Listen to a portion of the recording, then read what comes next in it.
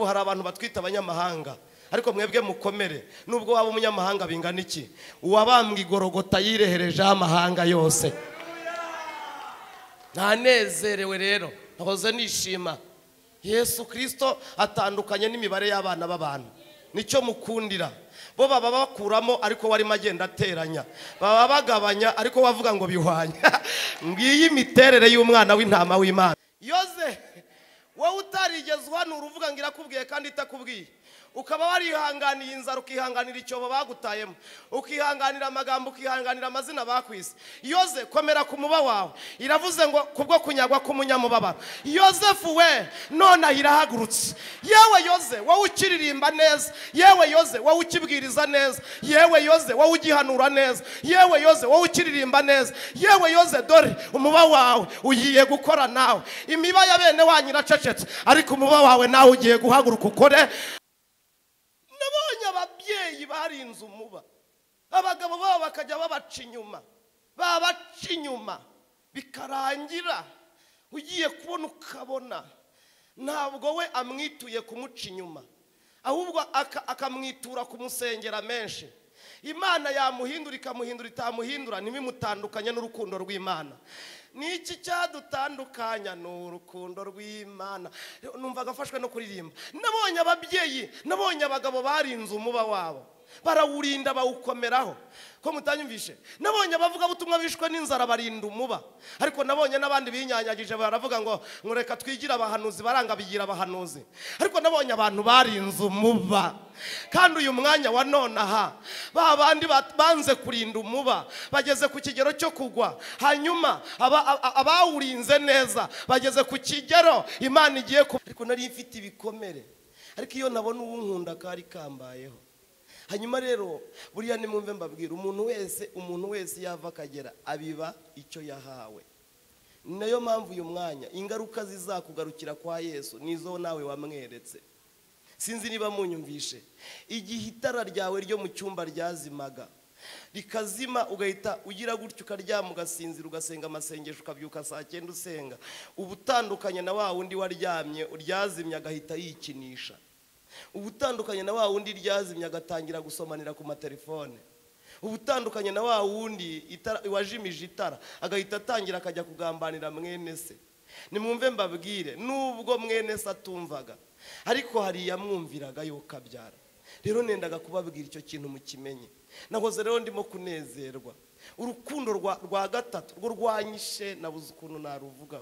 Ndimo numva nahera ku mugore w'iwanjye nkavuga urukundo rwe, ariko kuko nawe arimo. Ubuse simbabwiye Rusi mukanya, Rusi simuzi rero.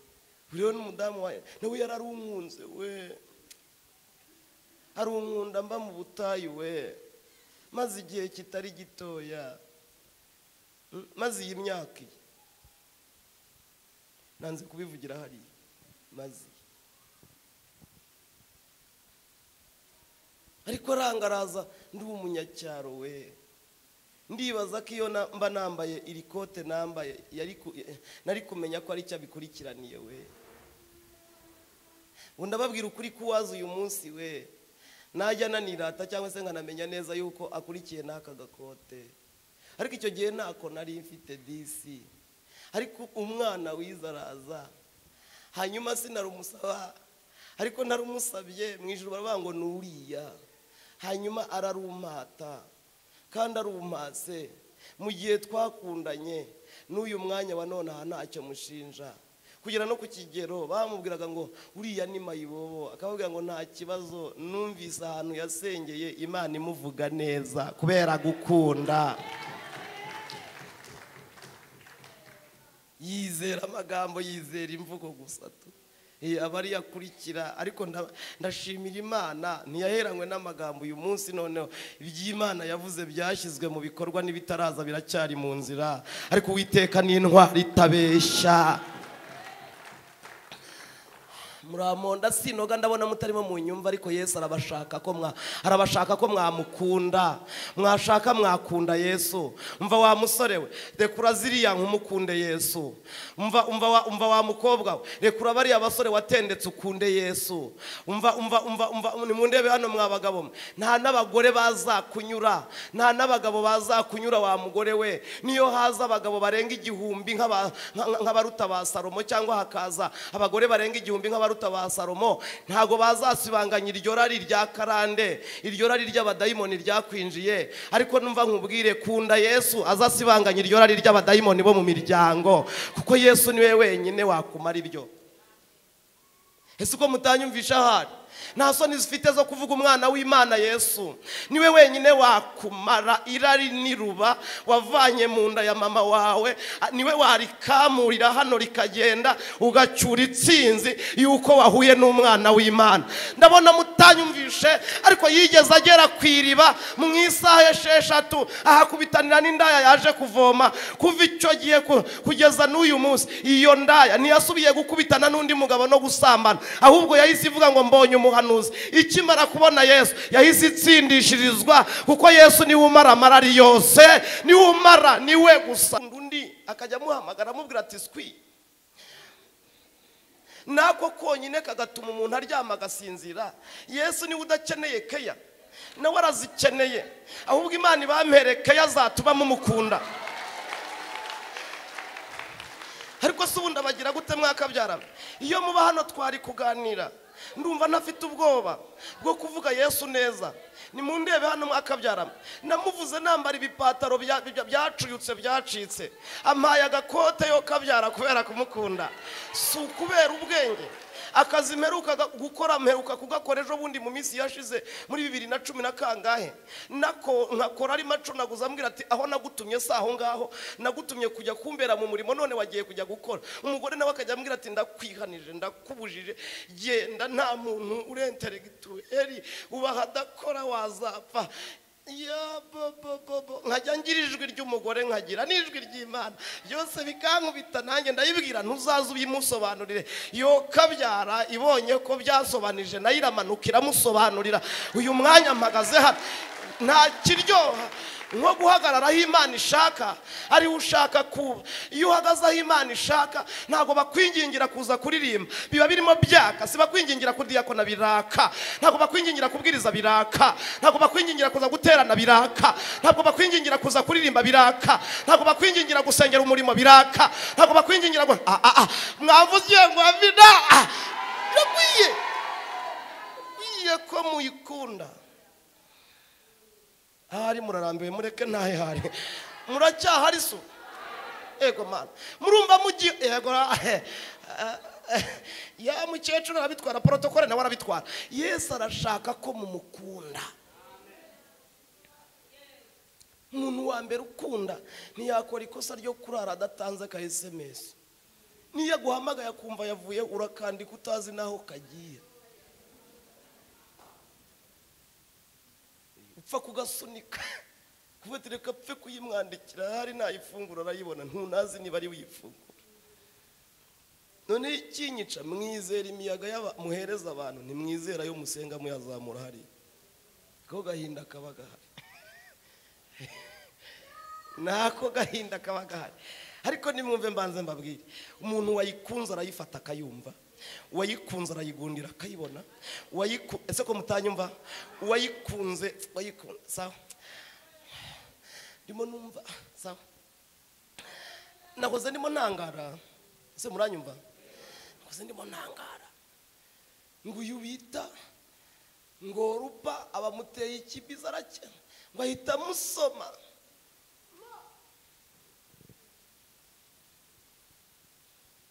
Igikomere kwa Nawomi kiyongeramo. Ndabibutsa ko afite ibikomere by'ibintu bine. Igikomere cya mbere ni igikomere cy'uko yakubitanye n'inzara kandi ariyo yahunze. Igikomere cya kabiri ni icy'uko yapfushije umutware. Mwe nta gaciro mu bihaye, ariko biragatsindwa gupfusha umutware. Nabonye ahantu umubyeyi ejo bundi anganiriza avuga ijambo rikomeye nararitinya. Yaravuze ngo nabaye impfubyi igihe kinini, nzu ubupfubyi uko buryana. arabanga ariko nabaye n'umupfakazi igihe kinini n'ubupfakazi ndabuzi. Abonye umukobwa wiwe yinjiranye varizi avuga ngo arahukanye, ahita amubaza uko byagenze. Aravuga ati niba umugabo atagukubita akaba atakwima ibiryo nta mwenda kwima, ubwo uzanywe n'iki? Uzanywe no kuza kubeshya uvuga ngo wamukekeye ngo undi mugore, ngo menya ngo hari undi mugore, ngo wabonye ngo wumvise ngo avuga neza kuri tele. Ati subirayo nta nda yashaka mu rugo rw'iwanjye. Ati ubupfubi ndabuzi, ati n'ubupfakazi ndabuzi. Ati subirayo. Ati mamayi ati subirayo. Ahita abyumva, nawe yarabyumvaga neza. Uyu nawe rero yari afite igikomere cyo gupfusha umutware. Igikomere cya gatatu cyari igikomere gikomeye cyo gupfusha abana. Siko mutanyumvishe. Icya kane cyiyongeyemo ni icyo gusezerwa n'umukazana wakagombye kukubungabunga, ariko aguhoye iby'ubuzima utikururiye. Ariko nimwumve mbabwire, ibyo utagizemo uruhare Yesu araje ngo abirangize, nawe akurwanirira intambara. Nakunze rero, nahoze ndimo ntangara, natangajwe cyane bikomeye. Ese murahari? Natangajwe cyane bikomeye n'ijambo rimwe gusa, n'ukuntu ngo yamusomye, hanyuma ngo aramubwira ngo genda, undi yisubirira mu bigirwamana. Aragenda asubira mu ntuza mu mana ziwabo.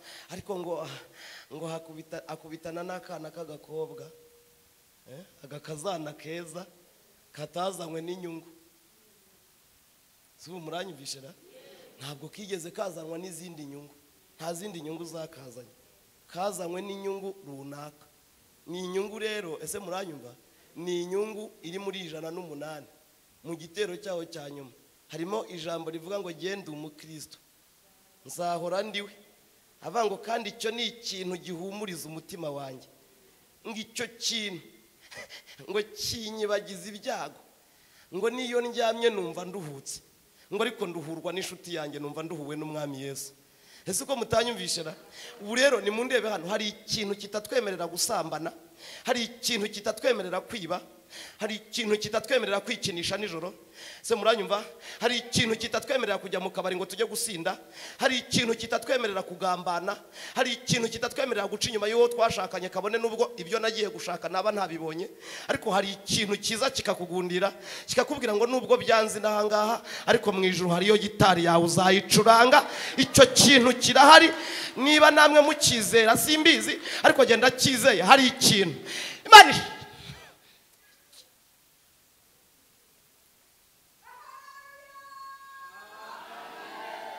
wowe uyiteye Imana ikumera umugisha ntukabura amata y'umwuka wera. Ariko nimwumve mbabwire, hariho ikintu nahoze ndimo ntangara. Iki kintu uwitwa ntuza Rusi yari yarakibonye icyo ari cyo, yari yarakibonye iki kintu.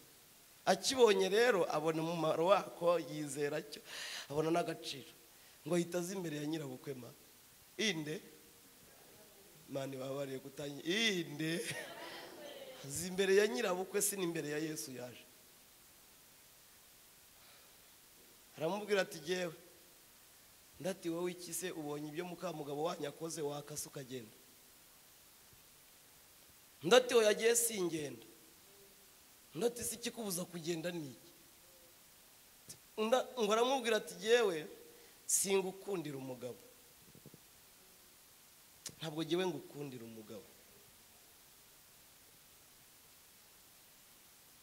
ngukunda urw'umwimerere.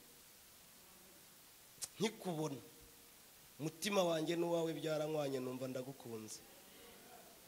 Nkimara kugukunda ntabwo nagukundiye amazu, kandi nkimara kugukunda sinagukundiye abagabo utanga. Nkimara kugukunda kandi, ese ko mutanyumvara, nkimara kugukunda kandi sinagukundiye yuko iriya diplome uzayiha akazi. Kandi nkimara kugukunda sinigeze ngukundira yuko uzama imodoka wayima utayima, naho ndiho naho napfa nziko nkundwa n'Uwiteka. Yesu ampa ibyo nkena byose, ngewe ndamahoro. Ngewe ntabwo nagukunze, ngukundiye icyo ngicyo. Aramubwira ati wagiye wamunda, ati hoya banza undebe hano, wikwirirwa unyingingira kugusiga ndetse unanabimbwira nta nibyo nkeneye kumva, ahubwo ndagira ngo nkubwire ikintu kindimo. Uyu mwanya wa none ahangaha, se muranyumvishe? Uyu mwanya wa none ahangaha, aho uzajya nzajyayo, se muranyumvishe? Aho uzaryama nzaryamaho, warya utarya nanjye bizambaho, ugwa mu nzira nzahagwa, nagira ngo nkubwire ngo nkikubona nakunze Imana ikwicayemo, nkunda bikurimo, nkunda amagambo uvuga, nkunda ivuga bikaba mwavuganye. Nkimara se muranyumvishe mwakabyara mwe, nkimara kukubona nabonye neza Imana ikwicayemo iruta ibigirwa bwana by'iwacu uri munyoherezamo, uruta na bama murimo unyoherezamo. Hari urukundo nakubonyemo, none urukundo nakubonyemo ntiruri kunyemerera kugusiga. None aha nagira ngo nkubwire ikintu gikomeye, Imana yawe izaba Imana yanjye. Ese muranyumvishe? Imana yawe izaba Imana yanjye. Ahantu uzarara nanjye nzaharara, nunahagwa nanjye nzagwa aho ngaho, kandi aho bazaguhamba nanjye niho bazampamba. Iyi ndahiro nkurahiye ninyireka, Uwiteka azaba impore ndetse bigize gute yemwe kabishe. Ngahita mubwira ati ati wowe wabaye kasha nakubonye. Ahubwo ati nyiramuko nkurikira uho gitugende. Ariko cyansekeje we mu gukunda we, ubwo ntimugira ngo byarangiriye aho ngaho, kandi yari yakunze umuntu ma. Ariko se mwagira ngo byarangiriye aho ngaho? Reka muzabaze icyo umuntu ahitamo, icyo umuntu abiba nicyo asarura. Ngo barahagera, bahageze umwe yungura undi igitekerezo, simbitindamo, arambwira ngo genda ujye guhumba. Se muranyumvishe? Gahunda itangirira mu guhumba. Barimo guhumba, ahasanga abantu aho ngaho nabo batigeze basengerwa. Bagira za kamera, abo ni abantu baba mu rusengero ariko bahorana kamere, nta by'umugisha yakubwira. Akwakira gutontomera wagira ngo ni bitoveni. Hanyuma aragenda ngo azahagere, aragenda ngo atangira guhumba, ngo bakajya babihumba. Icyambere ngo babimaraho, sinzi niba munyumvishe neza. Cya kabiri ngo bakabihumba barimo bamwita ngo umunyamahanga kazi. Bo hari abantu batwita abanyamahanga, ariko mwebwe mukomere, nubwo waba umunyamahanga bingana iki, uwabambwe igorogota yirehereje amahanga yose. Nanezerewe rero, nahoze nishima. Yesu Kristo atandukanye n'imibare y'abana b'abantu, nicyo mukundira. Bo baba bakuramo ariko warimo agenda ateranya, baba bagabanya ariko wavuga ngo bihwanye. Ngiyi imiterere y'umwana w'intama w'Imana. Nta nda y'umujinya agira, ntabyo kuvuga ngo twenze nkeya. Muzabaze ubwo buntu bubi iwanyu niho haba utuyungiro, akayungiro kawe, agasekuru kawe, aka ni akantu kanjye, ariko we siko ateye yo kabyara. Niyo ahageze agasanga hari amafi 2 n'imigati 5, aremera akabimanyuramo agagerageza. Hari abajya bavanga akiyeranja, ntabwo Yesu Kristo umwana w'Imana ntabwo ajya yiyeranja, ahubwo ahita babwira ati ngaho firi bashyire ku murongo, uko mungana kose batabariyemo abana n'abagore arabagaburira, ariko izina rye rigahabwa icyubahiro. Nta kindi abikorera urukundo. Siko mutanyumvisha? Hano harimo abantu bashobora kuba bajemo hano biciriye witeka. Iryo teka wiciragaho ni amajwi y'abadayimoni. Ariko nendaga kukubwira ko uyu mwanya ari iyo nda wavanyemo. Yesu ari hano ngo akwakire mu bandi, arakwezaho icyo cyaha n'umwemerera. Nakikweza araguha imbaraga zo kukinesha burundu, ntuzagisubiramo. Iryo teka Satani yaguciragaho rirahagararira hano, uragendana n'umwana w'intama w'Imana. Kandi n'umwemerera murabyana mu rugo. Cyangwa murarambiwe nsoze. Ajyaho rero arahumba, hanyuma mu guhumba bene data numvaga nabibabwira kuri iri jambo ryo guhumba, ariko sinarivuga kubera umwanya kandi ntawe yigezamo igihe. Ariko nanone ndabizi neza ko uburyo numva byabaye birebire, sinarivuga ngo nzajye kuri soza. Ariko reka mbabwireho akantu gato. Ubu dufite abantu nitwa ngo korari yihe Maranatha. Dufite abantu bashobora kuba baratangiranye na Maranatha ariko bahumbye bamaraho.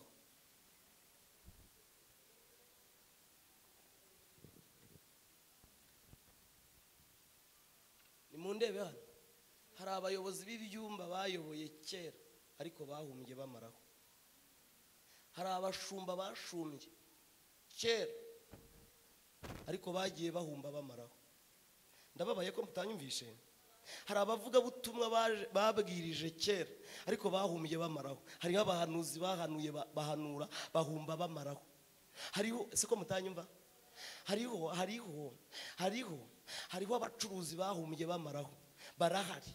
Ariko nimwumve mbahereza itangazo. None ahangaha nubwo abagiye basarura hari abantu bagiye basarura bamaraho, hari abashumba bagiye basarura bamaraho, hari abaririmbyi bagiye batubanziriza basarura bamaraho, ariko none aha nanjye mbatangarije itangazo babimazeho umucunguzi wabo gufata arahagera. None ubu uyu mwanya ubwo ahatungutse biragenda gute? Ahatungutse nta shyari nta n'ubugome, dore nguriya ahagaze ku irembo ariko ahahagaze aje gusarura. Hanyuma ubwo aje kureba abasaruzi, aka kanya ndakubwiye ngo nawe yewe rusiwe ubyungukiyemo, kuko nawe uhawe itegeko ariko urihawe kandi urihawe n'umucunguzi waba ugufugeza ahangaha aka kanya.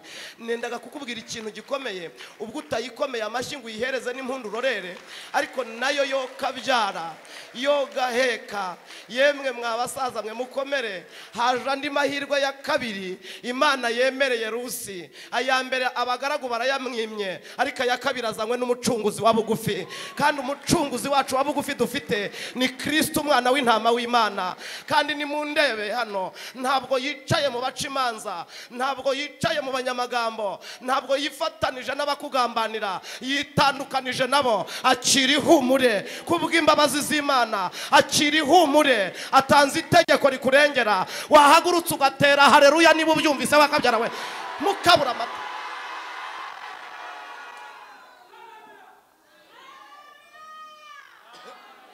Mukabura amata y'umwuka wera bahagurutse bakayiterera haleluya. Sije muyihaye yicaye kuri ya ntebe. Guteze ndahoze nezerwa rero, nishimye ndumva nashize. Habati uriya urimo guhumba ninde? Bahita batangira kuzana ibintu by'ibirego bitagira umumaro n'ukuri. Turiya muramuzi ni wa munyamahanga kazi, ntibabibabajije, ariko batunguwe n'ijambo rimwe gusa riryoshye, rimwe gusa ivango guhera aka kanya. Guhera ryari? Yavuze ejo bundi. Guhera nona muhitemo muhamagara aze dusangire hano. Ijambo rya kabiri, nimwajya musarura ntimusubire gukora ikosa ryo kubimara inyuma. N'ubu naka gakote nakategekeye kuba nkambaye, ariko ubundi naha bakamaraho. Nta n'uwashaka ko wambara ako kajipo wambaye, nako gakanzu k'igitenge wadodesheje ugashimire Yesu Kristo umwana w'Imana. Nuko haciye ari umucunguzi wa bugufi, no kuba guhaya yo kwishyura inzu nabyo bishimira Imana, no no kuba ugifite yo kujyana ku ishuri nabyo bishimira Imana, no kuba ugifite yo ugaburira abana nabyo bishimira Imana. Ubundi hari abategetse bafunze byarangiye, ariko irafunguye none ahangaha kugira ngo ikurengeze imbabazi zayo. Abahari muvuge ngo amen.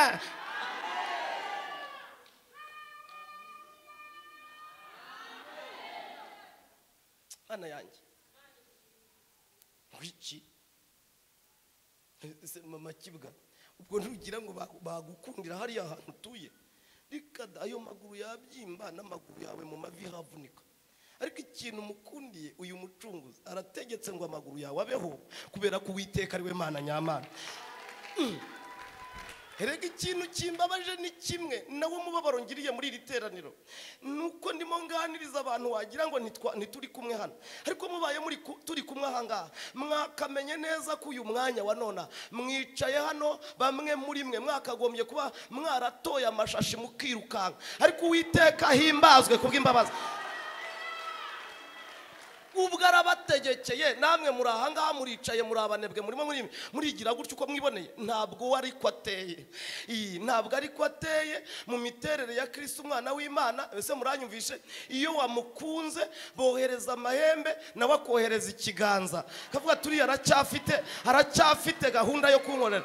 Dore bohereza ibitega nawe agatanga ingabo zidukingira. Ese ko mutanyumvisha hari? Dore impanuka barazitega ariko akazitegura tudahari. Ko mutanyumvisha hari? yaba baba barara bavuga ngo ntago basaba ibishyimbo n'ibijumba barasaba amagara, ariko nawe agahita avuga ati amagara ndayamwongeye nayakomeza. Nguko uko ateye. Wowe upfa gusa kuba wamukunze. Bene data mundebe hano mbabwire, gukunda ni ikintu gikomera, ariko kandi nanone gukunda ni ikintu gishoboka. Gukunda birababaza abantu. Ese murahari? Abantu rero bajya babigisha nabi. Urukundo rwa kabiri rero narwo ngiye kuruvugaho, ni urukundo rwitwa uburyarya. Ubu rero ubwo ngubwo nibwo mbuto Yesu uyu munsi. Ubu nibwo mbuto Yesu none.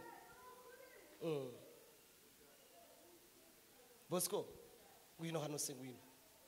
Ngwino byuze. Yo Bosco we yo bosi. Bosco singweruka bambi. Wambaye n'ikote ryiza. Yo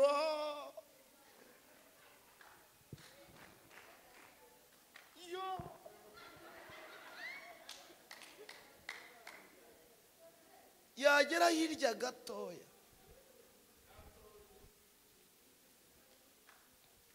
Gihita bati kiriya ureba kiyobora hariya mu rukiri.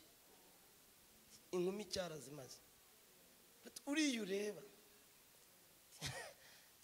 afite akagutaka akakuvuga ibigwi, akakuvuga ibyo ashaka byose, akakuvuga se muranyumvisha. Mwazongera guhura agahita yongera akagira atya akagaruka. Ese murahari? Agahita agaruka bati bose niyo uyoboye iyo uyoboye saburiya werarisi iyo uyoboye ati kandi nta n'umuyobozi uyobora nkawe hariya mu rukiri.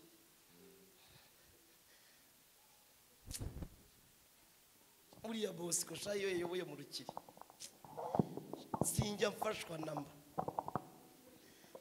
Bosi sha dufashwe iyo wayoboye sha.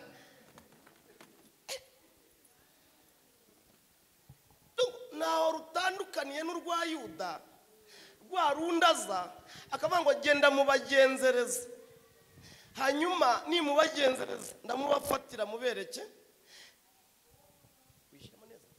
Ndamubafatira mubereke se muranyumvishe, ndabageza kuwo mushaka. Akaza agahita agira gutya akagukubita ikibizo. Bene uwo rero ntiwamumenya. Uwamenywa na Yesu wirirwa mu bantu mu rukiri, hagera nimugoroba agahita azamuka umusozi akajya kubaza amakuru y'Isiyoni. Hanyuma aya makuru uyatanga ni Data wera wa twese, kandi azi intege nkeya zacu. Kandi nimunyumve mbabwire, ubwo yayahaye uwababajwe natwe abasha kuyaduhereza, kuko abasha gutabara n'abandi bageragezwa bose. Niwe mugwaneza gusa nabonye. Ubwo mutanyumvisha ndabareka nitahire, ariko mubaye munyumvishe mwanyumva neza. Kandi ubu n'ubuhanuzi umwuka wera bazaniye. Hanyuma nimundebe hano mbaganirize, ndababwira ukuri ndi imbere yanyu n'imbere ya Data wampamagaye wantumye.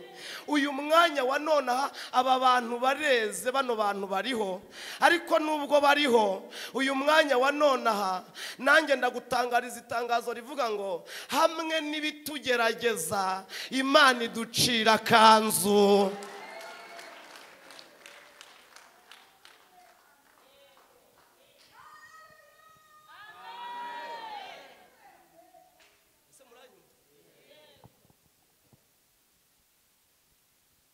Rero ndimo ntangara ngo Yesu baramuvumbuye, natwe kandi hari abo twavumbuye. Erega nimundebe hano, nubwo hano duhagaze hari ibyo tutavuga, ariko ntimugire ngo uyu mwanya ntidufite ibyo kuvuga. Icya kabiri, niyo twabibabwira mwagira ngo dutewe no kwishyira hejuru mukatubona ukundi, ariko hari ibyo twahawe n'umwami.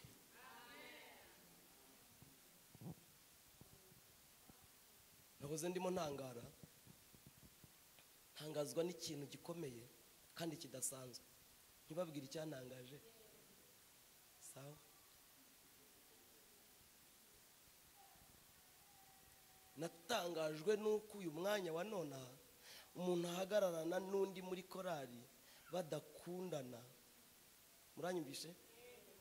Baryaryana kandi korari idafite garanti yo kuzamara imyaka 2 ngihita isesa amasezerano.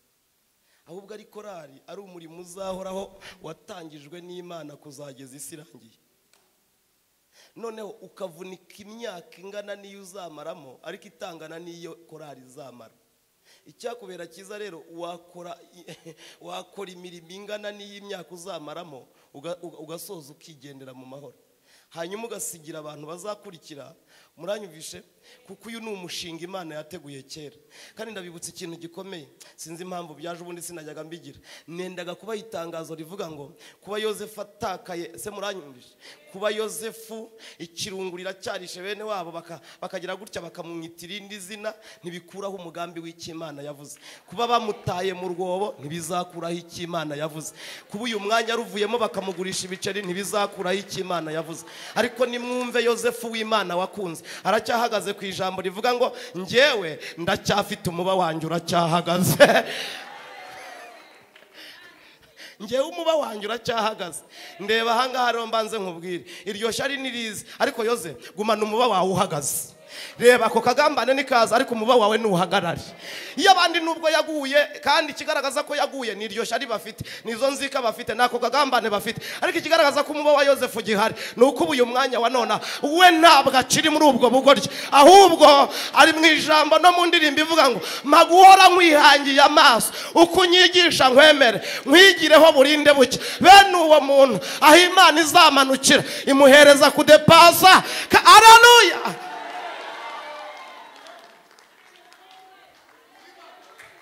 Bene uwo ntabwo Imana yita ku myaka maze. Ntabwo Imana yita ku myaka mwe mumaze mu rusengero. Herega do buri muntu wese ari hano. Ngenda uwo muri 80 kubera ko jewe nabatijwe muri 2 ugahita ubinkandagiza. Ngewe nduwo muri 90 kuko jewe nabatijwe 2015 ugahita ubinkandagiza. Ngewe nabatijwe na usabwa Imana kuko jewe nabatijwe na Tom ugahita ubinkandagiza. Ariko wakubatiza wese apfa kuba wararose umuba wawe uhagaze. Niba umuba wawe uhagaze ikibazo ufite wasanga uwawe waraguye.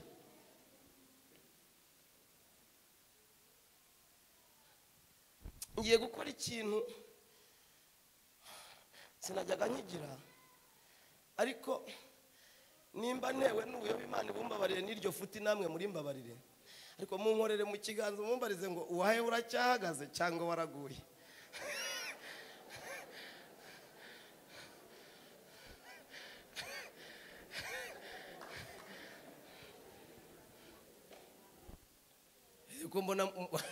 Mbona mutinye kubibazanya.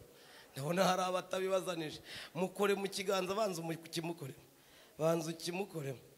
Murebe mu maso mwitegeze. Wimurekura murebe mu maso.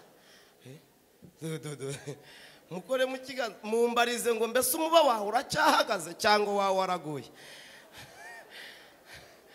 Kandi ni mu ndebe hano mbaganiriza.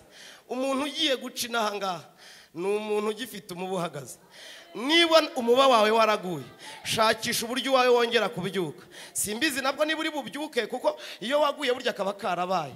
Ariko nanone umwana ukiwufite uhagaze imbere hazaza hagiye kunyerera. Ariko nubwo imbere hazaza hagiye kunyerera Kristo Yesu ashyizeho utubuye yashyiriyeho abagenzi tuzatambutsa umuntu ugifite umuba wiwe ugihagaze.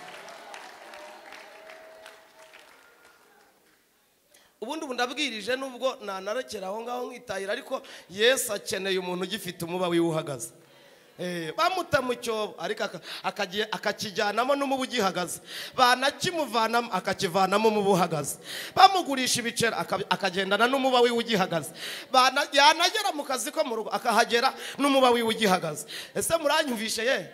Yanagera mu kazi ko mu rugo akahagera n'umuba wiwe ugihagaze. Ese ko mutanyumvishe? Yemwe akaninjira muri gereza imyaka 12 akinjirana n'umuba wiwe. Niyo asohotse rero awusohokanamo kandi awujyana kwa Farawo. Niyo abaye uwa kabiri ku mwami aba uwa kabiri ku mwami ariko yicaranye amakuru y'uko umuba wiwe ugihagaze. Mwamvugiye ngo amen. Abantu bafite umuba uhagaze batandukanye cyane n'abo utagihagaze.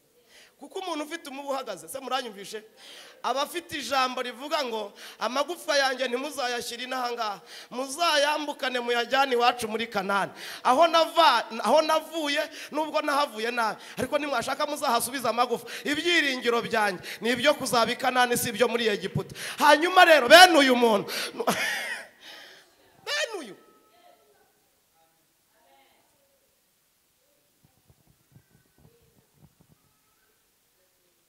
uracyahagaze. Umuba wawe uracyahagaze. Umuba wawe uracyahagaze. Nta gapirimusi wanywereye ahatagaragara. Kariya gapirimusi karawusunduye. Kiriya kibizu cy'umunsi umwe gusa cyarawusunduye. Kuriya bagukabakabye bakagukorakora cyarawusunduye. Buriya kiriya kintu wakoze cyasunduye wa muba wawe wari uhagaze. Mama, kuvuga nabi kwawe mu rugo no kubwira nabi abana. Papa, kubwira nabi umugore wawe no kuba wakubita uhanana umujinya. Kiriya cyasunduye umuba wawe. Nushaka uyu munsi uze kuwubyutsa. Ndeba hano nkubwire. Kariya kantu wacometsemo ahangaha kahise gatuma umuba wawe usunduka cyagihe.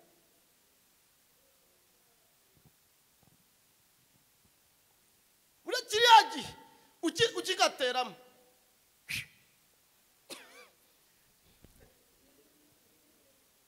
ngaho mureke bigishe neza basi.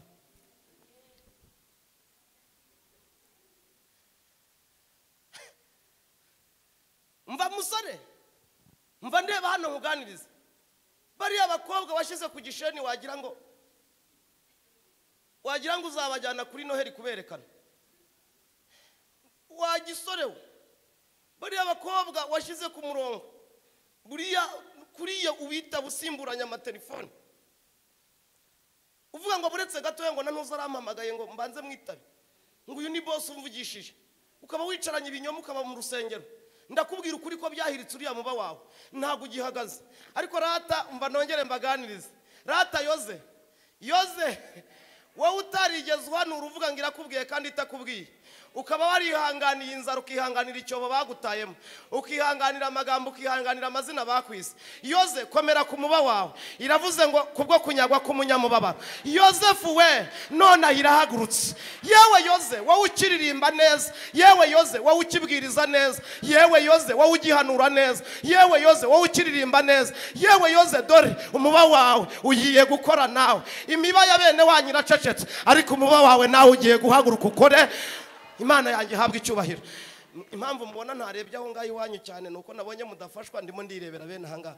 Ninabona mwafashijwe namwe ndaza nta kibazo, ariko nendaga kubabwira ikintu kandi nubona badafashwa wimuke wigira ahangaha nabwa gusa ndabona aho harimo haza izuba. Ariko igikuru ndumva umuba wanjye ugomba guhagarara. Wa mucuranzi ari hehe ubundi? Ntabwo twamurenganya, buriya nawe wabona waraguye, ariko wabaye hari yabari hano. Ntabwo azacogozwa n'icamugongo mubwirane. Ubwo se ayo mashyi ni amashyi koko? Abanzi be bose niba mugarura mu nzira hisemo ijya mu ijuru. Mujye undindisha umwuka wawe, mbone kuzaragwa kuba witeka. Have wabwoba. Mbega amashyi make. Nyihorere namara amaje pe kujya mu ijoro. Have wabwoba we nimunyihorere genda mara amaje pe kujya mu ijoro. Hari abantu bakiri hano ngo muyizamurire nibura muyihereze icyubahiro cyayo.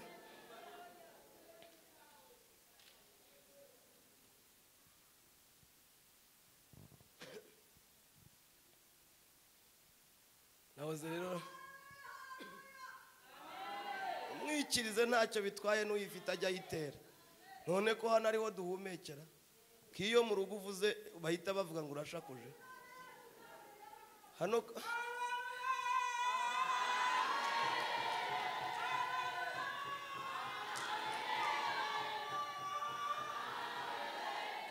uraruhutse sha. Yaba hari kugaragara abandi nkawe nka senkane. Erega nimwumve mbabwira ikintu gikomeye.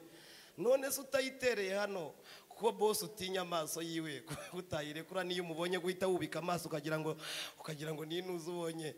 None yego rata.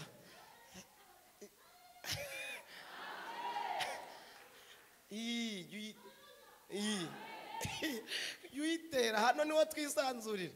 Ahangada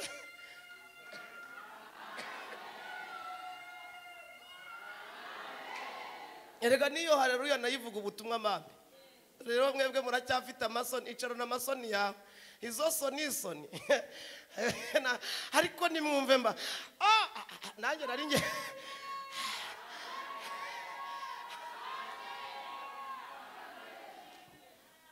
barokore nimundeba ahangaha. Yesu akeneye ko urinda umuba wawe. Ntabwo inzara yatuma umuba wawe ugwa. Nabonye ababyeyi barinze umuba, abagabo babo bakajya babaca inyuma bikarangira ugiye kubona ukabona ntabwo we amwituye kumuca inyuma, ahubwo akamwitura kumusengera menshi. Imana yamuhindura ikamuhindura itamuhindura ntibimutandukanye n'urukundo rw'Imana. Niki cyadutandukanya n'urukundo rw'Imana. Numva gafashwe no kuririmba. Nabonye ababyeyi, nabonye abagabo barinze umuba wabo, barawurinda bawukomeraho. Ko mutanyumvishe, nabonye abavuga butumwa bishwe n'inzara barinda umuba, ariko nabonye n'abandi binyanyagije baravuga ngo reka twigira abahanuzi, baranga bigira abahanuzi. Ariko nabonye abantu barinze umuba. Kandi uyu mwanya wa none aha babandi banze kurinda umuba bageze ku kigero cyo kugwa, hanyuma abawurinze neza bageze ku kigero Imana igiye kubaronshinga, igiye kubashyira kuri ronshi. Kandi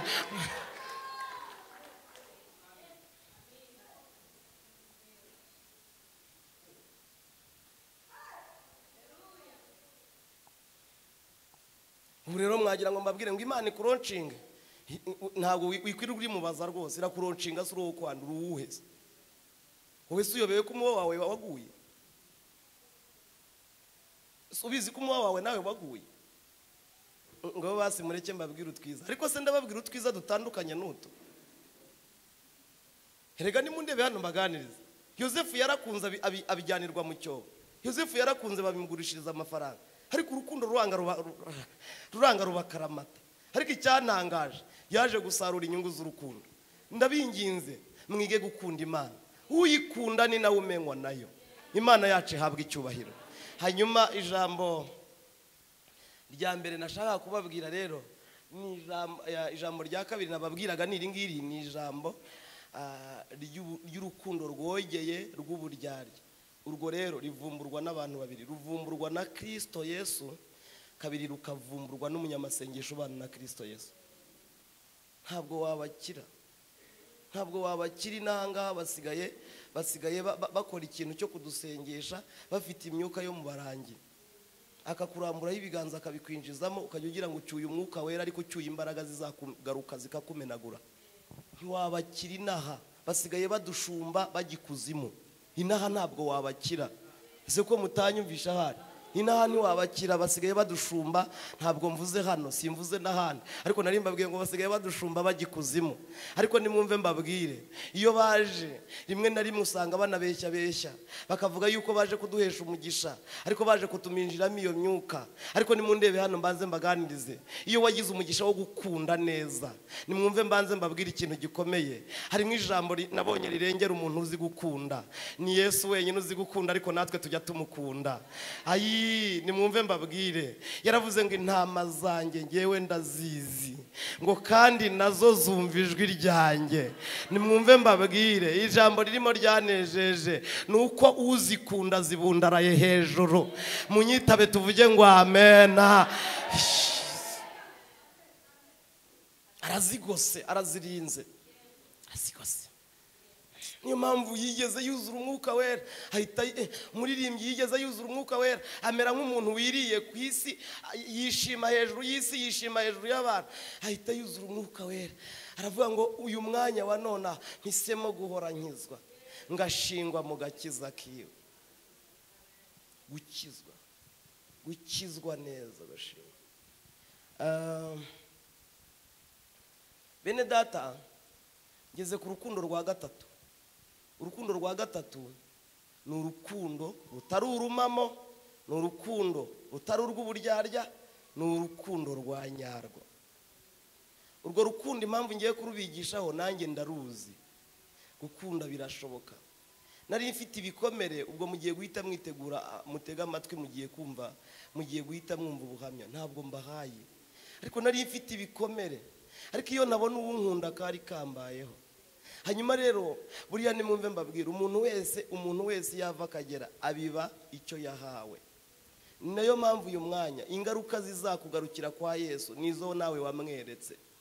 Sinzi niba munyumvishe, igihe itara ryawe ryo mu cyumba ryazimaga rikazima, ugahita ugira gutyo ukaryama ugasinzira, ugasenga amasengesho, ukabyuka saa 9 usenga, ubutandukanye na wa wundi waryamye uryazimye agahita yikinisha.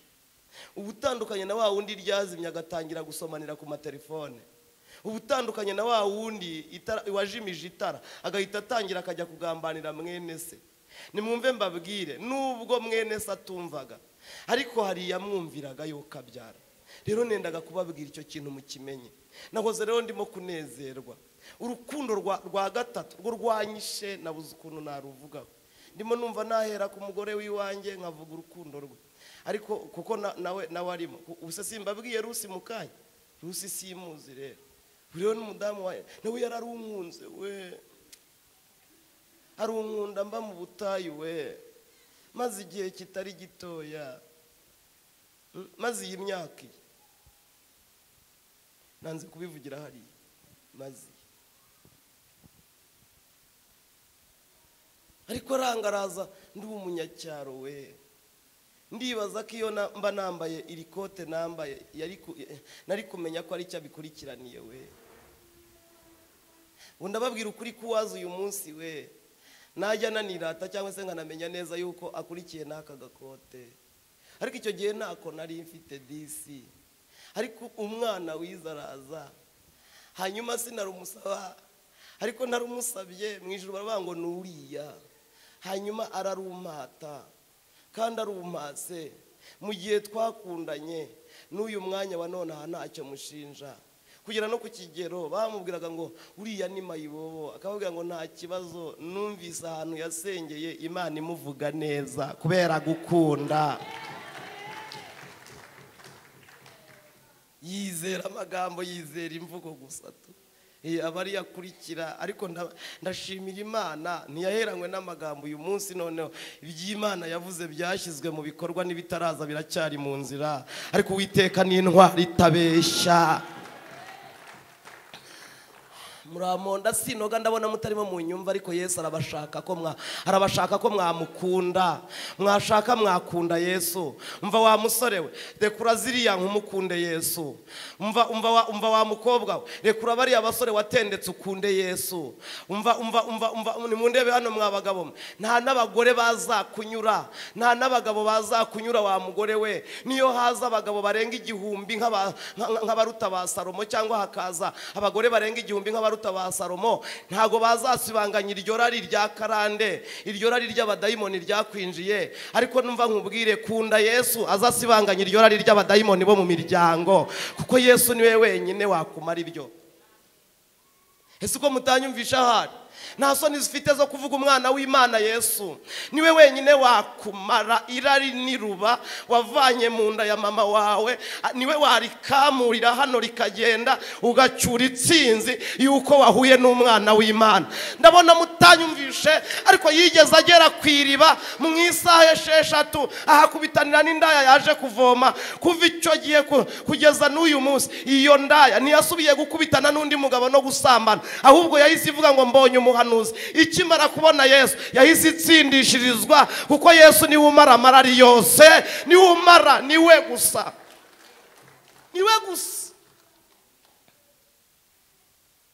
naho n'abariya musambana nabayakwinjizamo.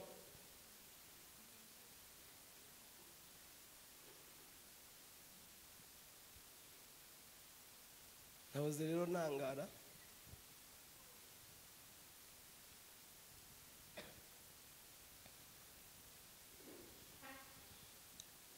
umuntu wa mbere wakunze agakundana urutaro rw'urumamo agakundana urutaro rw'uburyarya ni umuntu witwa Aburahamu. Muramwibutsa hari?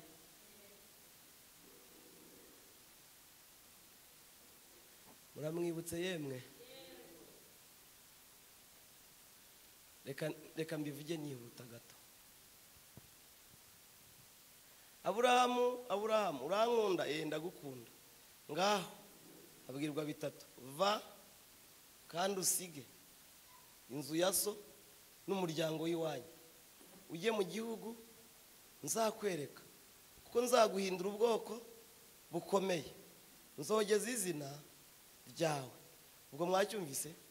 Aburahamu avayo arinda ubwo agira 75 atarabona bya bindi byabaye impamvu mu maso yanyu, bimwe mwagize impamvu byitwa amasezerano. 70 arinda ayigira 5 atarabona urubyaro. Se muranyumvishe? Gusa ngo akajya akoresha kwizera, ngo uko atenebutse ikamubwira ati genda ubare inyenyeri, ko atenebutse ati bara umusenyi, ko se muracyahari? Hanyuma hirya y'ibyo Isaka aza kuza kuvuka. Mwabyumvise? None iyi Imana yo ikunda urukundo, ikunda urukundo. Kandi nimwumve mbabwire, gukunda ntabwo ari amagambo muvuga. Hari abajya baza hano ukabona arimo ararira ndagukunda, ntabwo ari uko nguko. Nayo irimo irabireba ko ari urumama. Urayikunda uteze? Urayikunda ute koko? Reba iyo ugeze mu rugo uko bigenda. Urayikunda uteze? Reba mu kazi k'abandi uko byagenze. Urayikunda uteze? Reba mu modoka z'abandi shofe ukuntu wabigenje. Urayikunda ute? Mama, reba ibintu wakinze umugabo. Muko, reba ibyo wakinze. Reba ibintu wicayeho n'ibyo uryamyeho. Uyikunze ute? Ariko natangaye, iragaruka nawe ngo iraza.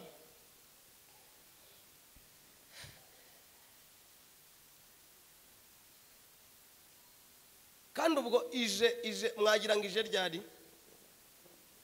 Ije ngo umwana agize imyaka 10 n'iyima 10 n'ingahe? Heze dupfuye 10 n'ingahe?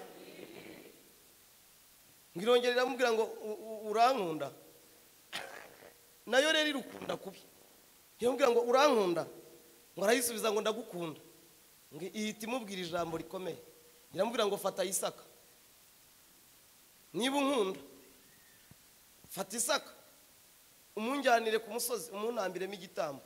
Ndumva nshaka umwotsi wiwe kuri buzamuke ukagera mu mazuru yanjye, igitambo cya Isaka kikampumurira.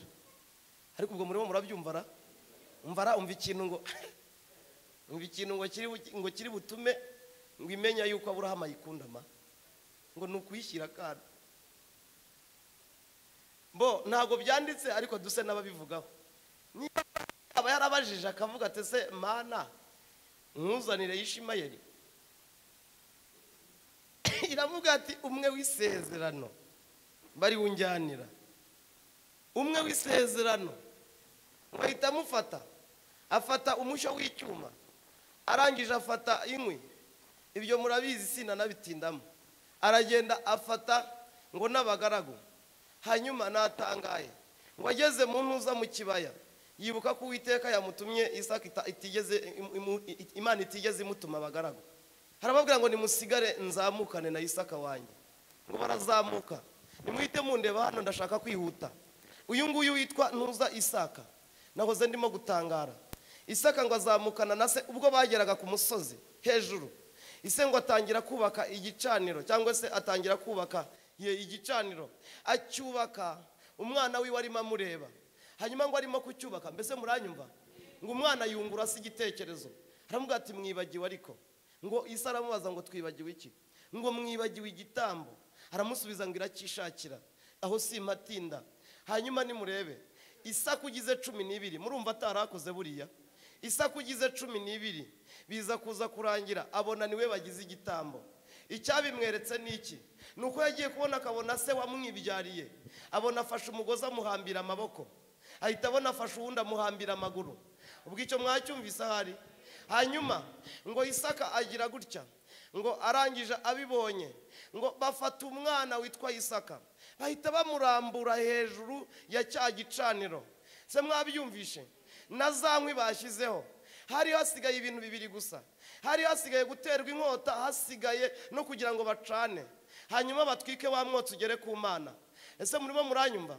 Hanyuma nimundeba ahangaha Isaka. Hanyuma Aburahamu ubwo yarambikaga Isaka ku gitambo. Isaka ngo afata urukundo akunda Imana, afata n'urwo akunda Isaka. Ngo yumva urwo akunda Imana yeruremereye cyane kuruta urwo yakunze Isaka. Sinzi niba munyumvishe. Ahita afata rero, ahita afata Isaka murutisha urwo akunda Imana. Ahita murambikaho. Umunsi yamurambikagaho, ndafashijwe Mana. Umunsi yamurambikagaho, Imana yanjye yubahwe. Birashoboka ko Aburahamu yafashe icyuma yarangiza akajya kuzamura ngo amusogote, ariko ngo yumva ijwi rivugana nawe. Hanyuma ngo Imana iramureba mu mutima, ibona ngo Aburahamu gukunda yakunze, ibona ngo Aburahamu yaramaramaje, ibona Aburahamu si uburyarya, ibona ntabwo ari urukundo rw'urumamo, ibona ntabwo aza muri korara yicenga, ibona ntabwo aza kubwiriza yicenga, ibona nta zindi nyungu zimuzana, ibona ntabwo yazanywe n'amadeni. Hano harimo abantu bazanywe n'amadeni atari uko bayikunda, ahubwo ari ukubera ko bashaka kivuga ku ideni. Irivuzeho ngaho taha. Hari igihe bazakugirira imbabazi ukabona bayikwishyura cyangwa se Imana ikayishyura, ariko hari n'igihe bazagutereza cyamunara. Ariko nimundebe hano harimo n'abazitereje barenganywa, ariko batigeze batakaza urukundo bayikunda, ahubwo barenganijwe na Yesu. Ariko bicaye hano bazi ko bafite gakondo mu ijuru. Bene abo bantu ngo bahora biyeza uko bwije nuko bukeye, nta rubanza bagira ku Mana yabo. Bene uyu muntu iyo yicaye ahita avuga ngo wayivugaho utayivugaho, iyi cyamunara wayivugaho, iyi cyamunara utayivugaho, buno bukwe wabuvugaho utabuvugaho, birakureba. Kugera ku kigero n'Imana nayo ubwayo yicara mu ijuru ikavuga ati mumwihorere, umukobwa wanjye we yaramaramaje, musore wanjye we yaramaramaje, reka ngende njye kubivugaho. Ikabivugaho nayo ubwayo ibishaka, kandi ikabivugaho nayo ubwayo nta pfunwe ifite. Hanyuma kandi itanabivuzeho yabikora, ariko kandi yabivuga itabivuga. Ntabwo uyu muntu yatezuka ku rukundo ayikunda, arayigundira akagumana nayo, bigatuma Imana ihabwa ikiyemwe. Avuga ati bosi kurayoboye, ariko vuga iki ngiki nicyo nshaka, supporting. Ubwo rero ukagira ngo wazimya bosi, ko ntabwo wamuzimya, nyiri umushinga yicaye kuri ya ntebe. Hanyuma ndagira ngo nanasoze, ariko soje nabwo numvaga nari ntangiye. Hanyuma nendaga kubabwira mu ijambo rikomeye. Mbese muranyumvishe? Ni ijambo rikomeye. Aburahamu uyu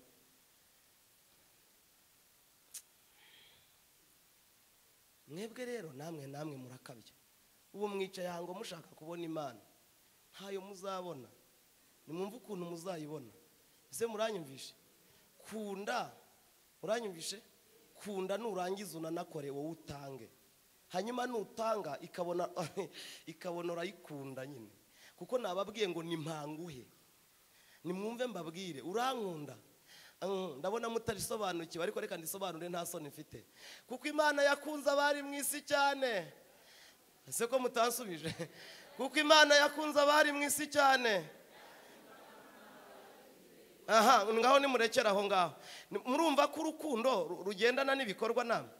Irakunze cyane, ariko ihise yikura n'uw'ikinege. Ikintu kinsetsa nimundebe hano, ntabwo ishobora kuguhereza ibintu by'ibintuza. Oya, ntabwo imeze nka ntuza, ntabwo imeze nka Kayini ngo ijye gutanga injonjori cyangwa se ajye gutanga ibintu byamusagutse. Muzitonde mubaze, kuko Imana yakunze abari mwiza ihita ifata ikinege. Hanyuma rero uyu mwanya, kuko Imana ikunze abari mwiza, kuko Aburahamu yakunze Imana, ahise atanga Isaka nawe w'imfura. Se ko mutanyumvishe? Ahise atanga Isaka nawe, kandi uwo yaratezeho amakiriro. Ariko nimundeba ahanga, mwebwe ababeshya ko muyikunda mutayikunda, mukagira n'ibyo muyima, mutandukanye na Aburahamu. Kuko icyambere ntimuzabona Imana, ahubwo muzabona ibyo mwabibye. Ariko nimurebe, Aburahamu arakunze aratanga, akunze atanze. Se muranyumvishe? Hanyuma ahita yungukamo ibintu bibiri ngiye kuvuga. Icyambere, ntabwo abatwise bose n'ababyaye bose ntabwo ariko bagenderewe n'Imana. Ariko uyu mwanya gukunda kwa Aburahamu no gutanga kwa Aburahamu bitumye abona Imana ivugana nawe, kandi ivuganiye nawe mu cyahaye Imana. Icya kabiri, bitumye agabana umugabane atazakwa.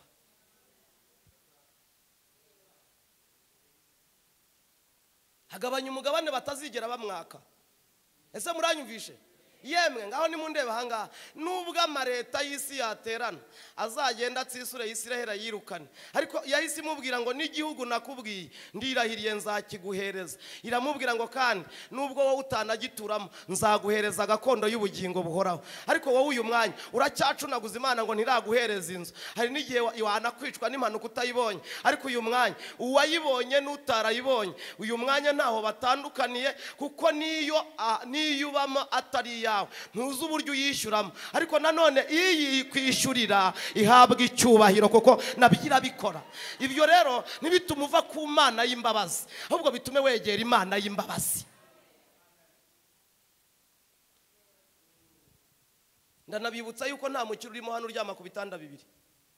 Kabiri, nta n'uryama mu ntuza mu byumba bibiri. Muri iriya nzu y'ibyumba bitandatu ufite na 12 ufite, ntawe ubiryamamo. Rero ashaka ukodesha aryama ku gitanda kimwe, nabwo mu mwanya umwe nta cyuzura. Rero ndagira ngo dusenge. Ngaho ngiye kubabaza, murahari? Ngaho mureke mbabaze basenge. Murashaka izahabu? Murimo murashaka izahabu? Murashaka izahabu? Ngaho nimwitondere rero. Murashaka izahabu? Ese ko murashaka izahabu? Ngaho rero nimwitondere namwe. Mbonye umuhungu ucyuye izahabu ariko azivanye mu kwitondera. Yibereye ku rukero hari haruguru, arimo arabaza. Ntarimo kubaza.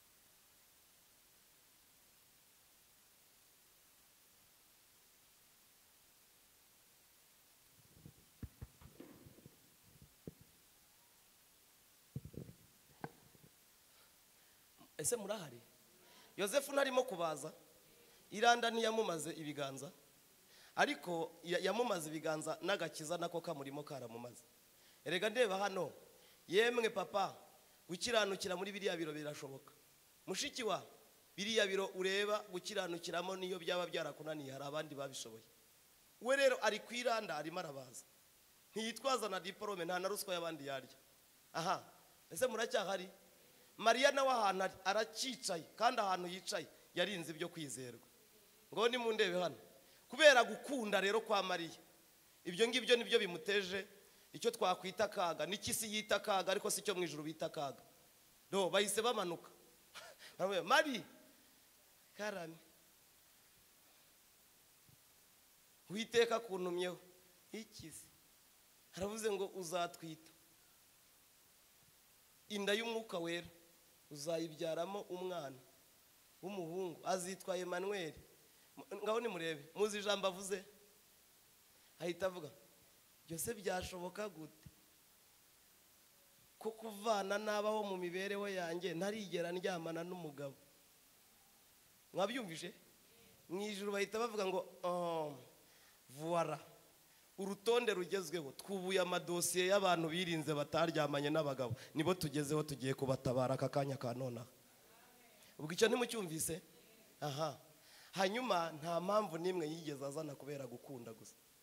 Yaba ari simbizi nanjye, ariko yaba ari nkawe wari guhita uvuga uti urabona Mana, Yosefu yaciye hano, yatanze inkwano, yafashe irembo. Oya, ngo ahubwo ngo yahise avuga ngo ndi umuja wa Nyagasani, ibyo muvuze hatavuyemo na kimwe bigire gute, nibingirirweho.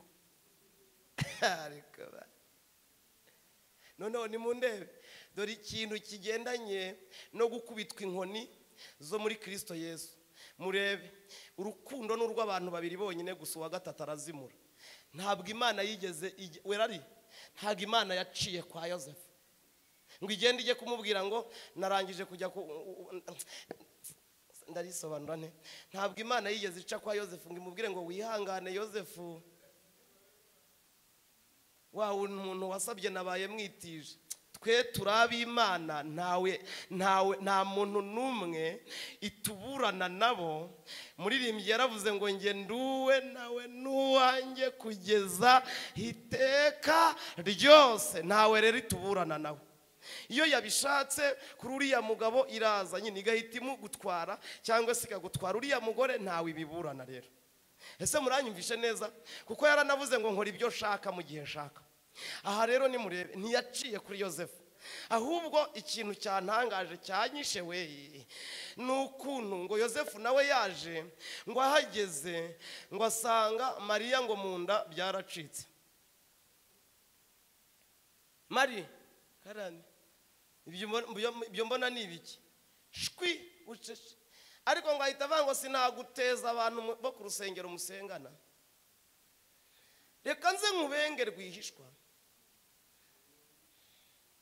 hanyuma bazabyibonera abantu. Ariko njye ntaguteje abantu, mvubu Kristo we, mvubu Kristo sinzigera nkuteza abantu. Nubwo nagutanzeho ibintu byanjye by'ibiguzi, ariko sinzaguteza abantu. Hanyuma ariko mwumva ikintu cyanyishe ngo mu mwanya muto nawe baba baramusuye. Ubwo ninde? Ni Yosefu. Nawe baba baramusuye, baramubwira ngo uriya mugore wawe uri mureba inda twite si y'abantu, ni y'Umwuka Wera w'Imana. Genda utware umugore wawe kandi azarinda amara amezi 9 mutarahura. Se muranyumvisha hari guhura? Mwumvise icyo ari cyo? Azamara amezi 9 mutarahura, genda umutware mu bandi, ariko azamara amezi 9 mutarahura. Hanyuma nimundebe hano, ikimvuna nawe cyakuvuna. Ikintu kirimo kimvuna, nubwo wowe urimo kurya neza wanga kugaburira abakene bo muri karitsiye, nubwo urimo kurya neza waribagiwe bene wanyu, ariko ikirimo kibavuna nawe cyakuvuna. Rya gake rero umenye neza ukuboko kw'Imana umunsi kuzimukira ku muturanyi, ni kutimukira ku muturanyi, kuzimukira ku muturanyi wo muri korari muririmbana, ni kutimukira ku wo muri korari, kuzimukira ku muvandimwe we wanyu. Rero genda gake urye ducyubahe sawa. Ese murahari? Mariya arimo aravunwa cyane nuko we yatwisiye Umwuka Wera. Nyamara Yosefu amuhoye yuko yatwisiye Umwuka Wera. Se muranyumvishe neza? None Yosefu nawe bamuhaye kwitondera, kandi nawe biturutse mu rukundo rw'Imana. Ikindangaje baramubwiye ngo nawe muzamarana 9 yose mutarahura. Icyansekeje buri muntu wese namwe muhite mureba Yosefu na Mariya hariya hirya. Yosefu atemereye guhindukira, ariko Mariya nawe arimo abungabunga inda y'Umwuka Wera. Ariko ngo amezi 9 ageze, muranyumvishe, umwana avukiye mu muvure. Dore ko kuvukira mu muvure nabyo nabivugaho, ariko kuvukira mu muvure byo nta nicyo bimutwaye. Hirya y'icyo ndafashijwe Mana y'imbabazi n'imbaraga.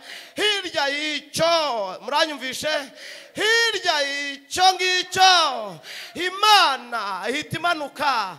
Yosefu ativugiye, Mariya ativugiye, Imana iducira mu banyabwenge. Iravangwa buri muntu niyikorera ifeza, undi yikorera izahabu, undi yikorera ishangi, undi yikorera icyome. Mugende mubishira abana banje bitondeye.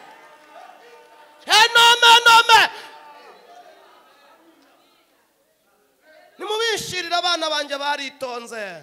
Hanyuma ese muracyahari?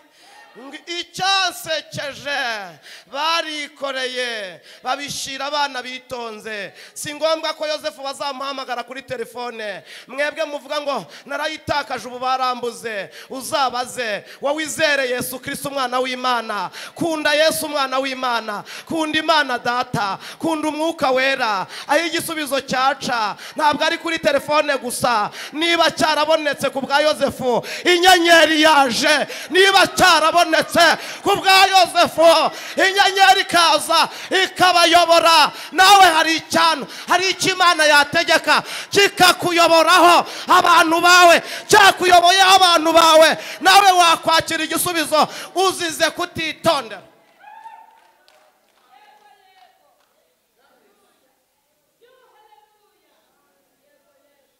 dore icyo uzize, ariko si ngombwa telefoni zo mu mahanga. Dore icyo uzize, ntabwo ari ngombwa yuko telefoni yawe bayitwaye. Dore icyo uzize kudakunda, uzize kutitondera. Umuntu nankunda azitondera ijambo ryanjye na data azamukunda.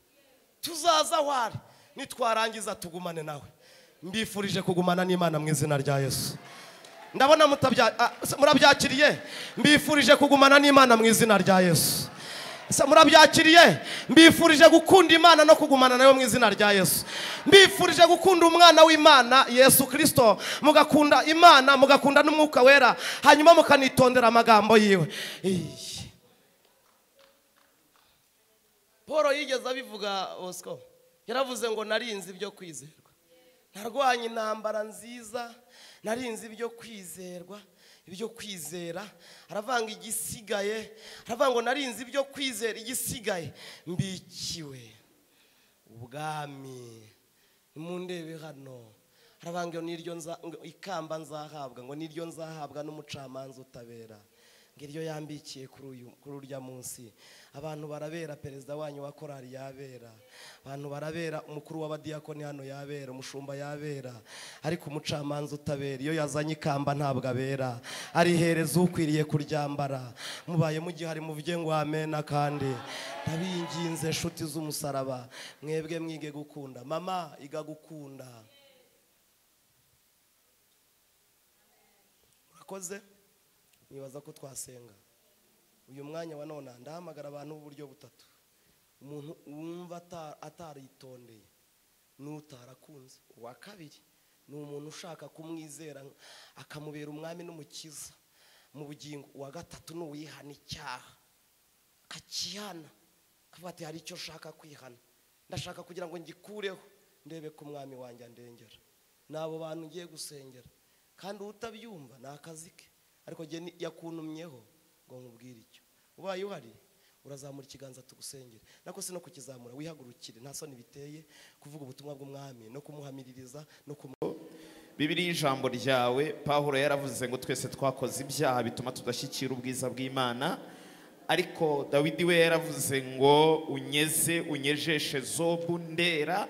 Ndetse Bibiliya ikomeza ivuga ngo nubwo byaba bitukura tukutuku, urabyeza bimere nka sheregi cyangwa bimere nk'ubwoya bw'intama. Twaje hano mu rukiri dukeneye gukira ibintu byinshi, ariko wifuje ko mbere ko dukira byose, wifuje ko dukira mu bugingo, tukaba bazima, imiba yacu ikakomeza igahagarara, amasezerano yacu akagumaho, tukagumana ubuzima, tukagumana agakiza, tukagumana iterambere ry'umwuka.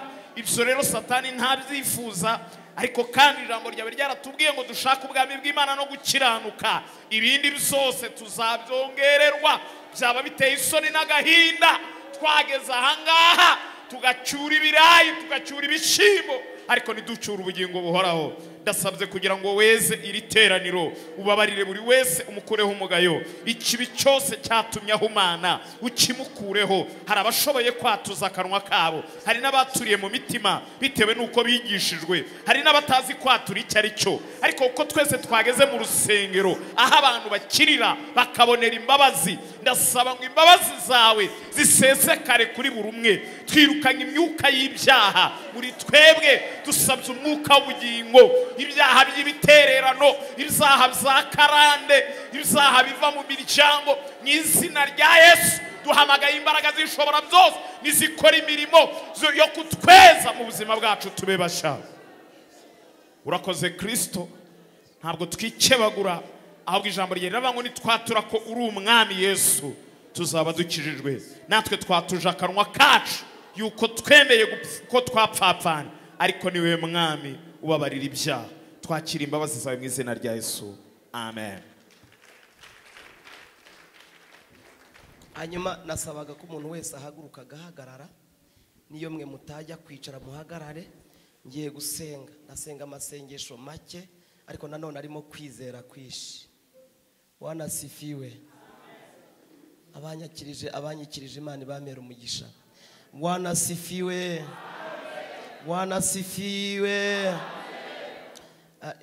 Ngiye rero gusenga, ndasengera aya magambo abiri. Irya mbere, tugiye gusaba data kumukunda, ariko tumusabe no kwitondera. Hanyuma tugiye no kumutumira azi iwacu aturindira umuba wacu. Turi mu bihe bibi ariko aturindira umuba wacu. Se murahari? Yesu abaho umugisha mwinshi. Mana data wa twese, uri Imana nkuru, uri Imana ishobora byose, uri umukozi w'umuhanga, ni wowe data wa twese mwiza. Nasomye ijambo ryarandyohera riramfasha. Imana ihimbazwe.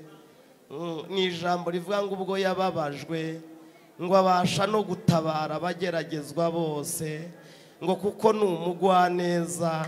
Mbere na mbere turabanje turagushimiye kuri umugwaneza. Ni wowe mugwaneza twabonye, utandukanye n'abagore twashatse n'abagabo badushatse. Ni wowe mugwaneza twabonye, abana bo barakura bakanaduhinduka, ariko dufite Imana y'umugwaneza. Muri uyu mwanya wa mugwaneza we, ni wowe waduhaye umwana wawe w'ikinege, kugira ngo umwana wawe w'ikinege, Imana ihimbazwe, umwana wawe w'ikinege kugira ngo aze kudupfira, arangije arabanikwa ku musaraba, arabambwa, turabamburwa, arababara, ariko twebwe turababarirwa. Turabanjije turamushimiye tumukomera amashyi, turavuje ngo ayo ni amashimwe yo mu iteraniro ryo kuwa gatatu mu Rukiri, riteranye mu izina rya Data Uwiteka, riteranye mu izina ry'umwana w'Imana Yesu Kristo, rinateranye mu izina ry'umwuka wera w'Imana utunihira iminiho. None duhaye raporo umwuka wera, dore isi tumereye nabi, isi iratuma tuniha, isi iratuma dutaka, uko bwije n'uko bukeye abadayimoni baraturwanya, isi irimo iraturirira. Ariko guhera aka kanya twinginze Uwiteka, turabigusabye tubyingingira, turakwinginze tubabarire, utwigishe gukunda, kuko ni wowe wenyine uzi gukunda. Abandi turagerageza, dushoboze gukunda. Rero ubwo udushoboza gukunda mu izina rya Yesu, udushoboze no kwitondera. Imana ihimbazwe. Ijambo ryawe ryarambwiye ngo nuko umuntu wese wumva aya magambo yanjye akayakomeza azamera nk'umunyabwenge wubatse inzu ye ku rutare. Twese twubatse inzu yacu kuri Kristo, hanyuma imbaraga zaturwanyaga zimenaguwe n'umusaraba nonaha, kandi abadayimoni baduhigaga bamenaguwe n'umusaraba nonaha. Mu butware mpabwa n'Uwiteka, ndinginga nonaha, manutse ikuzimu mu buryo bwo kwizera, manukanye na Yesu wahabaye iminsi 3, turagiye tuhamenaguriye imigambi y'ikuzimu. Inama zahabereye izo zimenagurwe nonaha ngaha. Supere dome. Imana ihimbazwe, Imana ihimbazwe. Muri iri teraniro harimo abantu Imana ikijije ibisazi n'imitwe. Imana Data, twarimo tukwinginga tukimara kugerana na Yesu Kristo ikuzimu, tutatanije inama zahabereye, dukujeho ibitero byahabereye byo gutera mu Rukiri, byo gutera sejemo, byo gutera amatorero, turakubita hasi. Amina. Ndanezerewe, mbonye Imana irimo ivanamo abantu ibintu by'abadayimoni mu mbavu zabo. Mbonye Imana ivanamo za rusoka zikomeye.